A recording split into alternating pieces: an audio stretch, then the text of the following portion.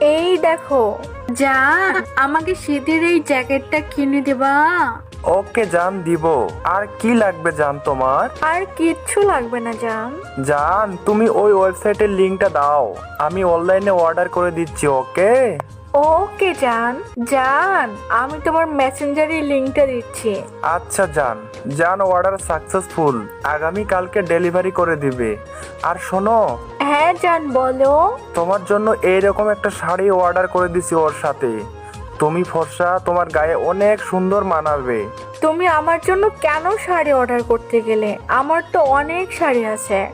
আমার 10টা না 5টা না, একটা মাত্র হবো বউ। তার জন্য কিনবো না তো কার জন্য কিনবো আমি? আর শোনো, আমি যে বাচ্চাদের টিউশনি করাইতাম, ওরা সবাই টাকা দিয়েছে। ভাবছিলাম তোমার গিফট করব, হয়ে গেল সবকিছু। ওকে স্যার, বুঝছি। আপনি শাড়ির অর্ডার না করলেও